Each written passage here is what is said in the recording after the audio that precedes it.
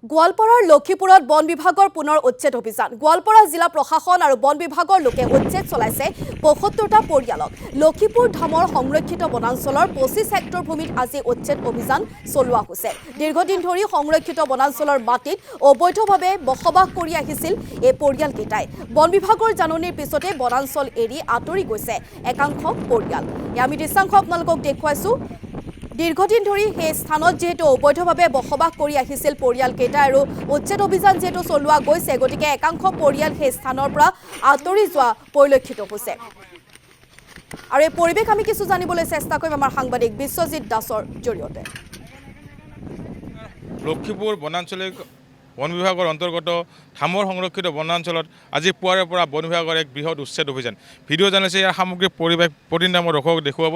এয়া চাওক ৫খনকৈ এক্সকাভেটৰ ব্যৱহাৰ কৰি বন বিভাগে এক বৃহৎ উচ্ছেদ অভিযান চলাইছে আৰু ক'ব লাগিব যে ইয়াত যাতে কোনো ধৰণৰ অপ্ৰীতিকৰ ঘটনা নঘটে তাৰ বাবে আৰক্ষী CRPF বৃহৎ সংখ্যক মোতায়েন কৰা হৈছে আৰু এনেকৈ ৫খনকৈ এক্সকাভেটৰ ব্যৱহাৰ কৰি এনেদৰে উচ্ছেদ অভিযান চলাইছে গোৱালপাৰা বন বিভাগে। ক'ব লাগিব যে ইয়াৰ আগতে নলবাৰীত ৭০ হেক্টৰ ভূমি বন বিভাগে উচ্ছেদ অভিযান চলাইছিলে, কুমাৰখালীত চলাইছিলে, বান্দৰমাথা সংৰক্ষিত বনাঞ্চলত উচ্ছেদ অভিযান চলাইছে আৰু আজি এনেদৰে ধামৰ সংৰক্ষিত বনাঞ্চল ইয়াত ২৫ হেক্টৰ বনভূমি ইতিমধ্যে বহু লোকে বসবাস কৰি আছিলে কেইবাবছৰ ধৰি আৰু আজি এনেদৰে ২৫ হেক্টৰ ভূমিত প্ৰায় ৭৫টা পৰিয়াল ইয়াত বসবাস কৰি আছিলে। ৭৫টা পৰিয়ালক বাৰম্বাৰ জাননী দিয়াৰ পিছত তেওঁলোকৰ টালি টপলা বান্ধি অন্য ঠাইলৈ থাপলৈ মেলিছে। ইয়াত কোনো উচ্ছেদিত পৰিয়ালক আমি দেখা পোৱা নাই। ইয়াত কেৱল আমি দেখা পাইছোঁ যে বন বিভাগৰ লোক আৰু আৰক্ষীৰ লোক, কাৰণ আৰক্ষীৰ লোক আৰু বন বিভাগৰ লোক বৃহৎ সংখ্যক আছে, কাৰণ ইয়াৰ কোনো যাতে অপ্ৰীতিকৰ ঘটনা নঘটে সেইবাবে এনেদৰে বৃহৎ সংখ্যক আৰক্ষী মোতায়েন কৰা হৈছে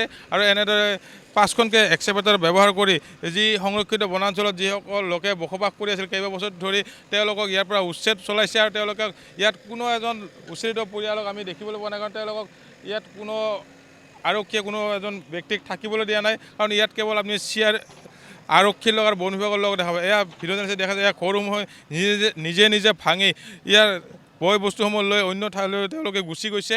এয়া ভিডিঅ' জানিছে ইয়াৰ সামগ্ৰিক পৰিৱেশ দেখুৱাই আছে। এনেদৰে গোৱালপাৰা জিলাৰ বিভিন্ন বনাঞ্চলত এনেদৰে বেদখলকাৰীৰ কবলত পৰিছে আৰু ইতিমধ্যে বহুকেইখন সংৰক্ষিত বনাঞ্চল ইতিমধ্যে উচ্ছেদ অভিযান চলাইছে। আজিতো হস্তীমানৰ সংখ্যা দিনে দিনে বৃদ্ধি পাইছে গোৱালপাৰা জিলাত আৰু এইবিলাক অঞ্চল আচলতে হস্তীৰ আশ্ৰয়স্থল আৰু এই হস্তীৰ আশ্ৰয়স্থলসমূহত কেইবাবছৰ ধৰি ইয়াত বহু লোকে আহি এনে বেদখল কৰি আছিলে। এই বন বিভাগে বহুকেইবাৰ জাননী দিয়াৰ পিছত তেওঁলোকে ইয়াৰ পৰা গৈছে, মাইক জয়ে ঘোষণা কৰিছিল বন বিভাগে, তাৰপিছত ইয়াৰ পৰা আঁতৰি গৈছে। ৫খনকৈ এক্সকাভেটৰ ব্যৱহাৰ কৰি এনেদৰে উচ্ছেদ অভিযান চলাইছে গোৱালপাৰা বন বিভাগে আৰু ইয়াৰ পিছত আমি জানিব পাৰিছোঁ যে কৃষ্ণা বনাঞ্চল কাৰ্যালয়ৰ অন্তৰ্গত যি পাইকান সংৰক্ষিত বনাঞ্চল আছে, সেই পাইকান সংৰক্ষিত বনাঞ্চলতো কিছুদিন পিছত উচ্ছেদ অভিযান চলাব গোৱালপাৰা বন বিভাগে আৰু জিলাৰ প্ৰশাসন আৰু বন বিভাগৰ সহযোগত এনেদৰে বৃহৎ উচ্ছেদ অভিযান চলিছে আৰু ইয়াত আমি দেখা পাইছোঁ সংৰক্ষিত বনাঞ্চলৰ ২৫ হেক্টৰ ভূমিত আজি উচ্ছেদ অভিযান চলোৱা হৈছে জিলা প্ৰশাসনে, কাৰণ তেওঁলোকে কিবা এয়া গোৱালপাৰাৰ পৰিৱেশ আমি আপোনালোকক দেখুৱাইছোঁ। এনেদৰে বন বিভাগে আজি উচ্ছেদ অভিযান চলাইছে ২৫ হেক্টৰ ভূমিত একাংশ লোকে যিহেতু অবৈধভাৱে বসবাস কৰি আছিল আৰু যাৰ বাবে আজিৰ দিনটোত উচ্ছেদ অভিযান চলোৱা হৈছে আৰু একাংশ পৰিয়াল সেই স্থানৰ পৰা আঁতৰি গৈছে।